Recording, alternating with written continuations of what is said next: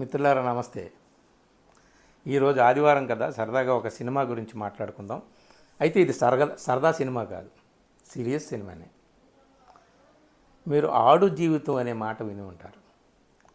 ఈ మధ్యకాలంలో వినిపిస్తుంది ఆడు జీవితం అనే సినిమా పేరు. మలయాళంలో వచ్చింది. అది మలయాళంలో హిట్ అయ్యేసరికి వేరే భాషల్లో కూడా గోట్ లైఫ్ అనే పేరు మీద రిలీజ్ చేశారు. అన్ని భాషల్లోనూ కూడా మంచి అప్లాజ్ వచ్చింది ఆ సినిమాకి. అది ఇప్పుడు ఓటీటీలో నెట్ఫ్లిక్స్లో వచ్చింది. తప్పనిసరిగా చూడండి. రాగానే నేను చూశాను. థియేటర్స్కి వెళ్ళి చూద్దాం అనుకున్నాను, కానీ ఆడు జీవితం అనేటటువంటి మలయాళీ నవల అది. దాన్ని వెండి తెర మీదకి ఎక్కించారు. బ్లెస్సీ అనేటటువంటి మంచి డైరెక్టర్, ఆయన అవార్డు విన్నింగ్ డైరెక్టర్ అనమాట. సినిమాని 12 సంవత్సరాలు కష్టపడి తీశారు. మలయాళీ రైటరు బెన్యామిన్ దాన్ని ఇంగ్లీష్లో కూడా ట్రాన్స్లేట్ చేశారు. ఆ నవల్ని చాలా భాషల్లోకి ట్రాన్స్లేట్ చేసినట్టున్నారు. కానీ అన్ని భాషల్లో కూడా సాహిత్య ప్రపంచంలో మంచి రికగ్నిషన్ సంపాదించుకున్నటువంటి నవల. దీన్ని ఈ సినిమాగా రూపొందించారు. ఈ సినిమా గురించి మనం చెప్పుకోవాలంటే ముందు first of all Prithviraj Sukumaran గురించి చెప్పాలి. అద్భుతమైన నటన. ఆ నటన అతని కోసం, ఆ పాత్ర కోసం తన శరీరాన్ని ఎంత శుష్కింప చేసుకున్నాడో, ఎంత కృషింపజేసుకున్నాడో అయ్యో అని అనిపిస్తుంది. మనమే గుర్తుపట్టలేనట్టుగా మారిపోతాడు సినిమాలో. తనను తానే గుర్తుపట్టలేనట్టుగా మారిపోతాడు ఆ క్యారెక్టర్లో. సో మిత్రులారా, ఒక సాధారణ సగటు భారతీయ ముస్లిం యువకుడు తన వృద్ధమాతని, కొత్తగా పెళ్లి చేసుకున్నటువంటి భార్యని, భార్య కడుపులో పెరుగుతున్నటువంటి బిడ్డని భవిష్యత్తులో సుఖపెట్టడానికి, ఇక్కడ బ్రతకడానికి మరో మార్గం లేక గల్ఫ్ వెళ్తాడు. ఉన్నదంతా తల తాకట్టు పెట్టి. చాలా పేద కుటుంబం అన్నమాట. అతను అక్కడికి వెళ్ళిన తర్వాత ఏమయ్యాడు ఏమిటి అనేటటువంటిది జీవితం, ఆడు జీవితం. Goat life. ఒక ఎడారిలో చిక్కుకుంటాడు. పరమ దుర్మార్గమైనటువంటి, ఆధునిక కాలంలో కూడా ప్రాచీన కాలంలో బానిసల పట్ల వాళ్ళ యజమానులు ఎలా ప్రవర్తించారో మనం పుస్తకాల్లో చదువుకున్నాం. కానీ అంతకంటే క్రూరంగా, కిరాతకంగా, దౌర్జన్యంగా ప్రవర్తించారు అతన్ని అక్కడికి తీసుకువెళ్ళినటువంటి వాళ్ళు. ఇటు చూసిన ఎడారి, మధ్యలో గొర్రెలు, మేకలు, వాటిని చూసుకోవడానికి ఈయన్ని పెట్టి మరొక జీవితం లేకుండా చేస్తారు. సినిమా చూసిన తర్వాత మొత్తం కథ అంతా మీకు అర్థమవుతుంది. ఈ సినిమాలో పృథ్వీరాజ్ సుకుమారన్ చేసినటువంటి అద్భుతమైనటువంటి నటన, ఆ నటన కోసం, ఆ నటనా వైభవం కోసం మీరు తప్పనిసరిగా ఈ సినిమా చూడాలన్నమాట. కొన్ని సినిమాలు మిత్రులారా ఆ 2 గంటల సేపు మనల్ని కట్టిపడేస్తాయి. కాసిన్ని కన్నీళ్ళు, కాసిన్ని నవ్వులు మనకి ఇస్తాయి. ఆ 2 గంటల తర్వాత మనం ఆ సినిమాని మర్చిపోవచ్చు, విషాదమైన, వినోదమైన. కానీ కొన్ని సినిమాలు జీవితం అంతా వెంటాడతాయి మనల్ని, మర్చిపోలేం. క్యాస్టవే సినిమా మీకు గుర్తుంటుంది కదా. సింగిల్ క్యారెక్టర్ ప్రమాదంలో ఒక దీవిలో పడి చిక్కుకుపోతాడు. ఇంకెవ్వరూ ఉండరు. నరుడు అన్నవాడు కనిపించడు. ప్రకృతితో యుద్ధం చేస్తాడు సినిమా మొత్తం. కేవలం బ్రతకడానికి, ఎట్టి పరిస్థితుల్లో బ్రతకడానికి ప్రకృతితో యుద్ధం చేస్తాడు. ఆ సినిమా గుర్తొచ్చింది నాకు ఈ సినిమా చూస్తే. ఇతను కూడా నజీబ్ అనే క్యారెక్టర్లో ఈ పృథ్వీరాజ్ చేసినటువంటి నటన ఎటు చూసినా ఎడారే. సినిమా చూసిన తర్వాత ఎందుకు చెప్తున్నాను మనకు జీవితాంతం గుర్తుండిపోతుందంటే, ఆ సినిమా చూసిన తర్వాత చాలా రోజుల వరకు మనకు ఎటు తిరిగినా ఎడారే కనిపిస్తుంది. సూర్యుడు ఎడారిలా కనిపిస్తాడు, చంద్రుడు ఎడారిలా కనిపిస్తాడు, వెన్నెలైనా చీకటైనా వెలుగైనా అంతా ఎడారిలాగానే కనిపిస్తాయి.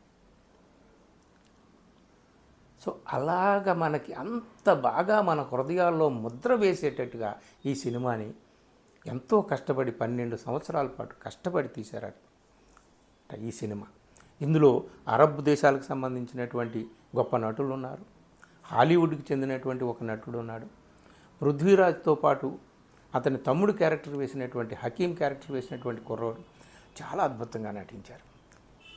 ఇవన్నీ ఇలా ఉంటే ఈ పృథ్వీరాజ్ సుకుమారన్ భార్య క్యారెక్టర్ వేసింది అమలాపాల్. ఆ అమ్మాయిని చూసిన తర్వాత చాలా కొద్దిసేపే మనకి స్క్రీన్స్ మీద కనిపిస్తుంది. కానీ ఆ అమ్మాయిని చూసిన తర్వాత ఎంత పేద జీవితమైనా, ఎంత సగటు సామాన్య నిరుపేద జీవితమైనా, ఆ జీవితాల్లో ఉండేటటువంటి అమాయకపు ఆడపిల్లల అందం ఉంటుంది, ఆ అందం కనిపించింది ఆ అమ్మాయిలో.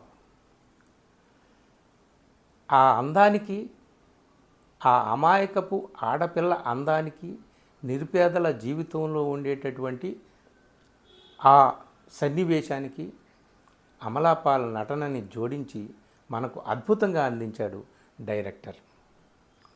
వీళ్ళిద్దరి మధ్య ఒక రసవత్తర సన్నివేశాన్ని చిత్రీకరిస్తాడు ఈ సినిమాలో, ఒక రొమాంటిక్ సీన్.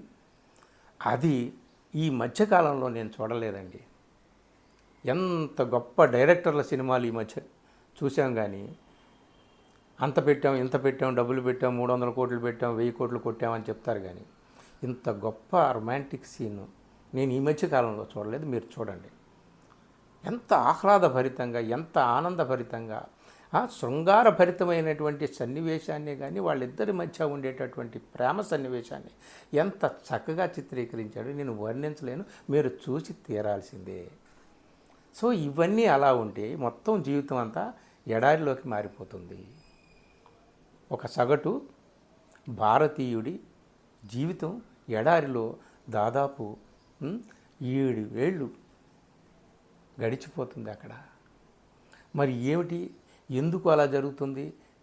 ఇతను ముస్లిమే కదా వెళ్ళింది. అక్కడ వాళ్ళు అరబ్ దేశాల్లో ఉన్నటువంటి ఇతన్ని చిత్రహింసలు పెట్టి క్రూరంగా ఇతన్ని బానిసగా మార్చి చూసినటువంటి వాళ్ళు కూడా ముస్లింలే కదా. ఒక ముస్లింని మరొక ముస్లిం ఇలాగా హింసలు పెడతాడా? చాలా ప్రశ్నలు మనకు ఉదయిస్తాయి అన్నమాట. ఈ దేశంలో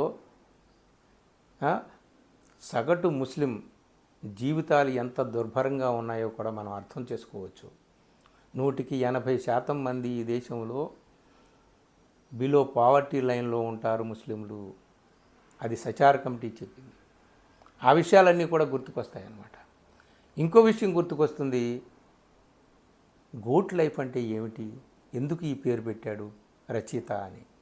బలిక బకరా అంటామే, స్కేప్ గోట్ అంటామే. నిరుపేదలు ఎప్పుడూ స్కేప్ గోట్సే, సామాన్యులు ఎప్పుడూ స్కేప్ గోట్సే, బలి పశువులే. వాళ్ళే బలి పశువులు అవుతారు.